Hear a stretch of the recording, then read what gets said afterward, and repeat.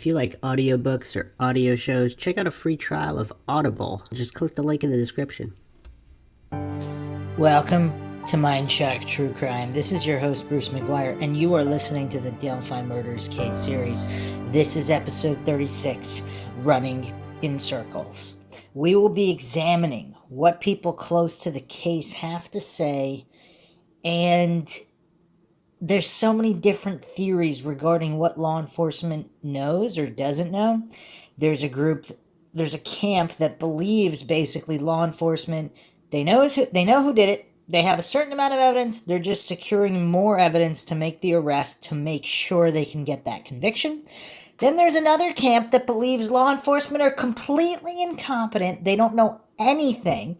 They don't know what they're doing. They're completely clueless, have zero clue who did this.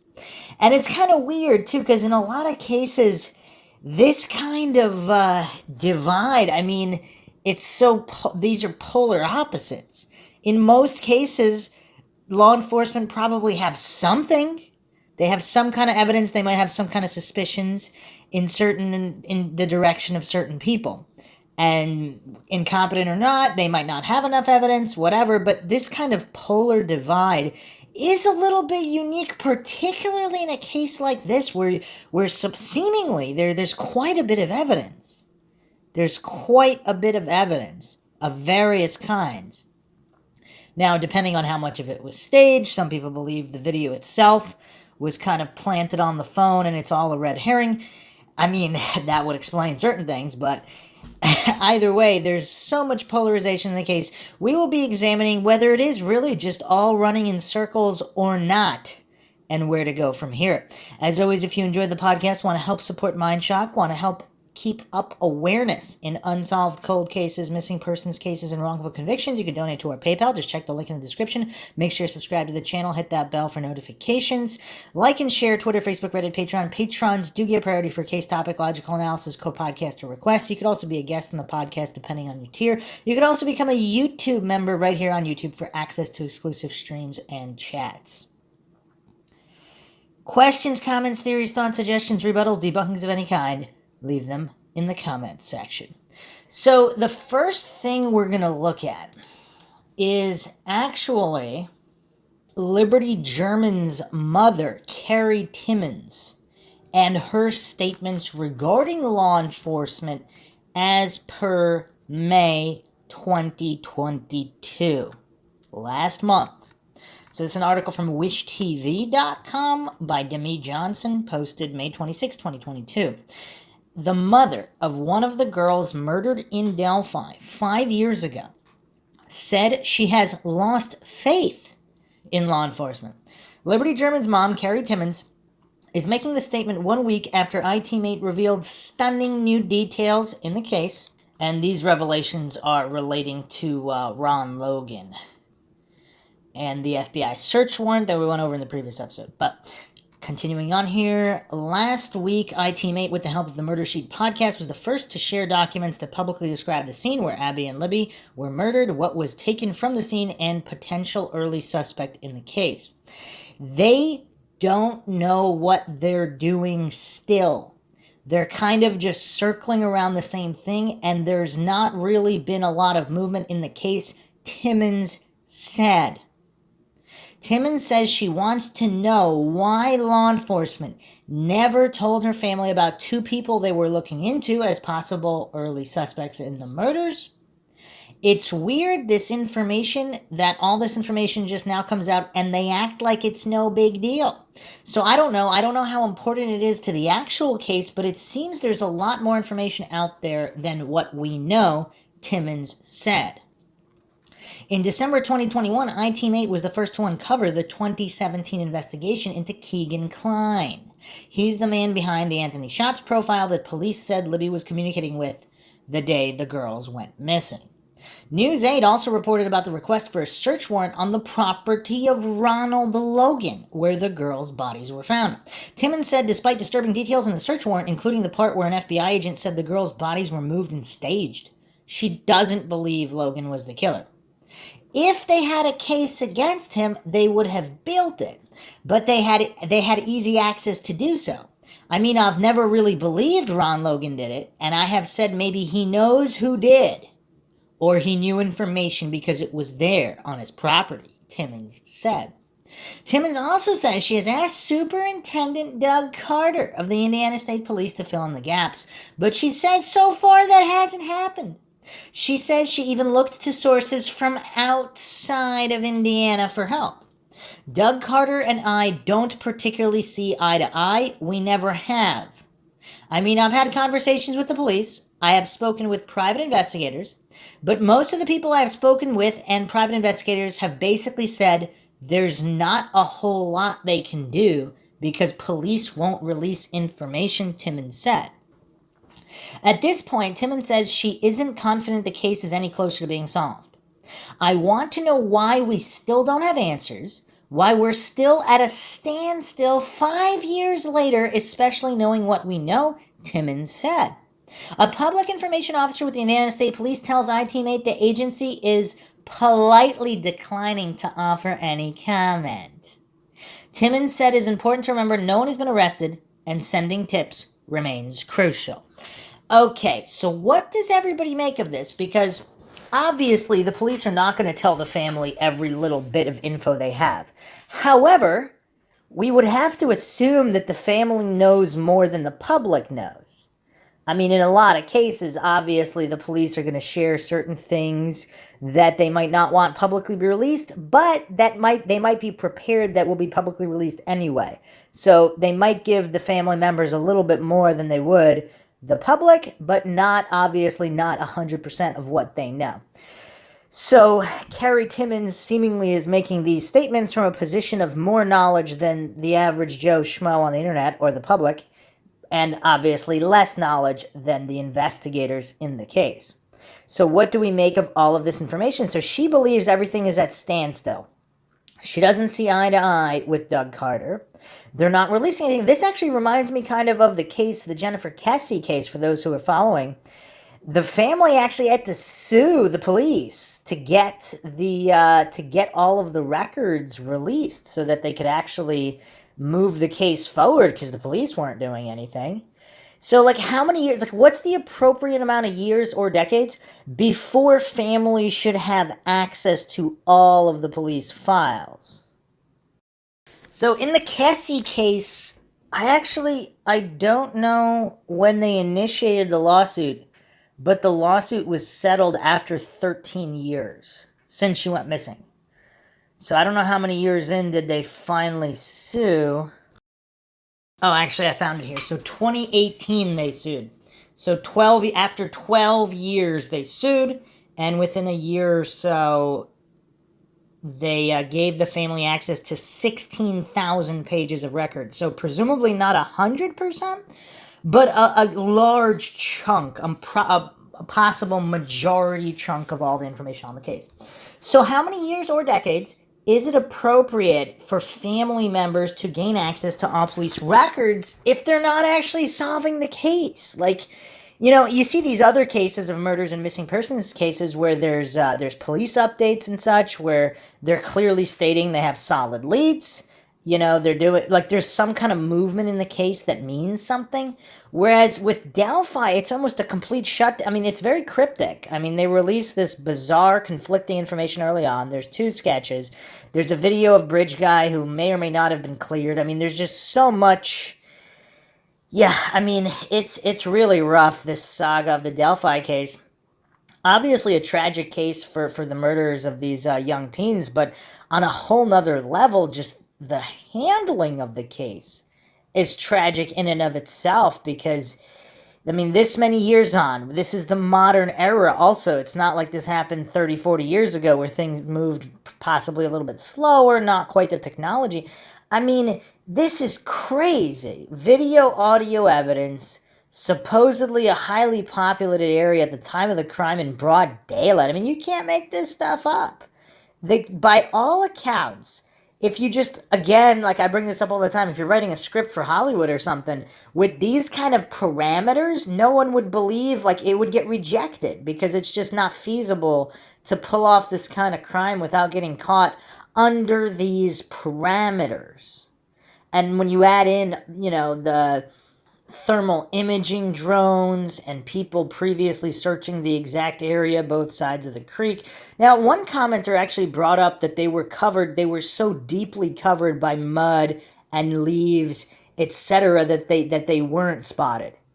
So literally, this person is saying, now again, I'm not saying they're wrong here. There's a lot of goofs out there that hallucinate that I'm just stating something is true or untrue. I mean, can it get any more clear with the motto of this podcast? The only thing we know for sure is that we don't know anything for sure. I mean, can that be made any clearer? I'm not pushing any theory. I'm not stating anything is true or untrue. And all these goofs getting triggered, hallucinating that I can be disagreed with in some kind of fashion. I'm not claiming anything is true or untrue. This isn't rocket science, people. So again, I am not stating that this person's theory is false. They just put forth a theory in the comment section. I don't have it up in front of me right now, but basically that the thermal imaging drone did not pick them up because there was so much. I mean, I don't know how much it would have to be, like a foot or 2 feet of mud and leaves and twigs, and just for them to be completely submerged down into the earth to not be picked up. But here's the thing, how long does it take to do that? And that area is clearly visible from, I mean, this is the winter time, so there's no leaves on the trees. That area is pretty clearly visible. So if somebody was rummaging around doing this, not to mention the screaming and all of that would have been heard, not to mention, the time frame. I mean, there's people walking that bridge and those trails. So it's not like this was a super bitter cold day where there was literally nobody out, where it'd make it a little bit more plausible, possibly. But there were documented people on those trails before and after these alleged murders, the alleged time these murders occurred. So if somebody totally submerged them into the bank, I mean, this person is also stating that the bodies are visible from the helicopter footage. Not that they're visible, but that where they are is visible. Like the area that they're covered up is visible, as well as in all these other photos. I mean, it's really weird. It doesn't look like it to me. So what I would say is, what about the area surrounding that? Like if an individual were to cover up the bodies in this fashion, wouldn't they leave tracks of their own? Like if they're trudging right up and down the creek and around I mean, shouldn't there be more disturbance around that area if that was done? Because otherwise, how would they magically have been able to do that without leaving any kind of disturbances of their own? So it's weird. I mean, again, I don't know I don't know what this poster is alleging, the fashion in which it was done. I understand the theory, and obviously, if they were deep enough into the mud with enough, like I don't know. Again, this would have to be experimented upon. Like how much would block? Obviously, throwing a couple of leaves and branches over is not going to block any heat signature. But if they're dug into the mud of the bank pretty far, like I don't know, a foot, 2 feet, 3 feet, that would theoretically block the thermal imaging drone, the sensor, from seeing them. So, and how easy would it be for one guy to do that as well? I mean, so are there still multiple people involved with this theory or not? Either way, that's one possible theory. And so they're so the area was searched and directly walked by. So does that mean that the individual that was turning people away from where they were ultimately found, so were they moved? So if they were submerged in this mud and leaves and branches, like a foot or two of this debris and mud, how far away were they? Because if they were staged, so were they staged the day after? So they were taken from where, and they were propped up against trees or whatever the rumors stated. I don't know if that's true either, but so they were moved from where they were submerged to a different area? And that area where they were ultimately found, was the person turning searchers away?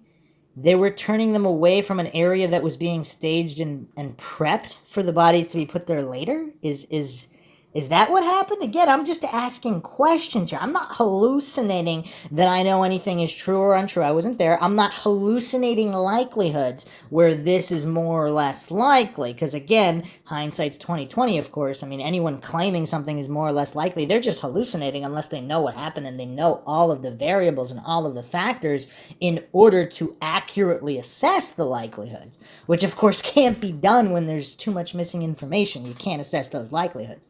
So that's why this case is so tragic, and it's just unlike any other case, which is of course why so many people follow it and so many people are eagerly waiting for truth and justice to be served in this case. But going back to Carrie Timmons's points here, her feelings are that this is all just kind of running in circles with nothing being done.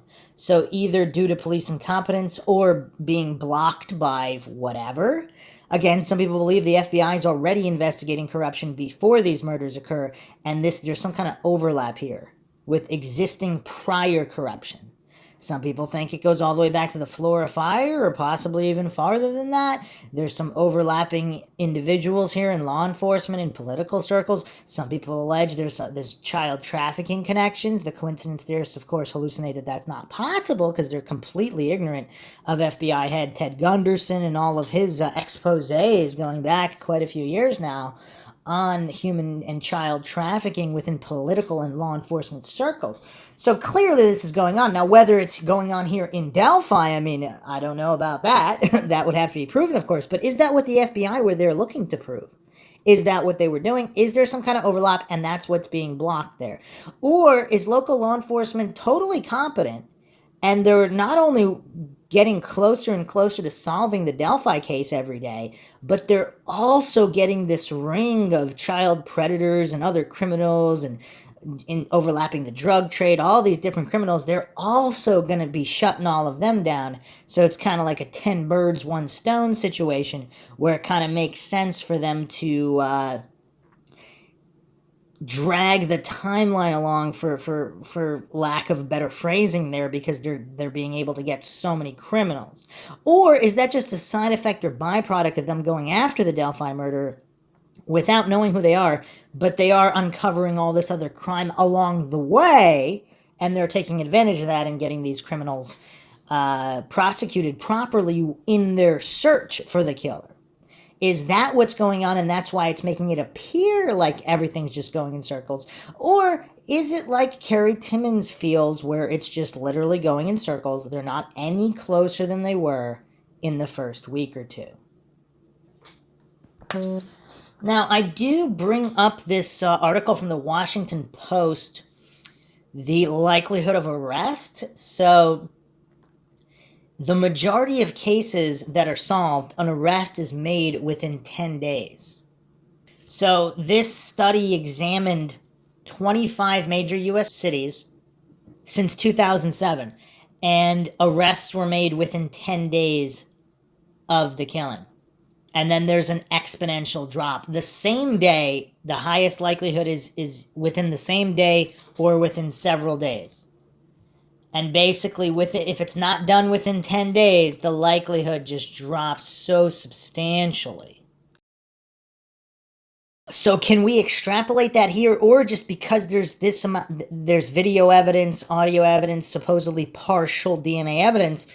I mean, is obviously no two cases are equal. So in cases where there perhaps is not this much evidence, perhaps that's more accurate. But in other cases where there's a plethora of evidence, perhaps there's a little bit more flexibility on making arrests. So, yeah, I mean, we do have to keep that in mind. The final point I want to go over in this podcast here is cell phone data, because I have not specifically addressed this. I have brought up the satellite imaging. Obviously, anything in the past 2 decades should be covered pretty extensively. I mean, just about every inch of every major populated area in North America is covered by satellite surveillance. I've talked about that in the past many times. I did a whole episode on satellites. I'm not going to go too far into it now, but I will go into cell phone data. So here's the thing.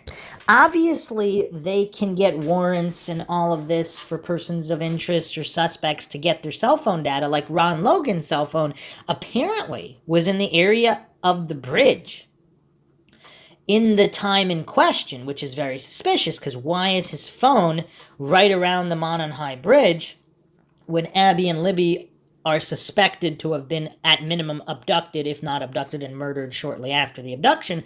But the time in question is a time when Ron Logan's cell phone is pinging in that area, in the area of his property and the bridge. I don't know if anybody's ever adequately explained that. If somebody's looking to frame him, did they wear his clothes? Did they steal his cell phone? That way it all matched up. I don't know. Did they plant, is that video footage there from a different day of Bridge Guy? And it is Ron Logan, but that's not the person on the bridge? That on that day? I mean, again, there's a lot of different variables here. But let's move all that aside for a second. I don't know the legalities of this. So I'm not stating this would be legal because you would need a warrant, but is it possible, and maybe this was already done, is it possible that all of the cell phone data, is it possible to get the information on every single cell phone that was in the area of the Monon Bridge within a certain couple hour span?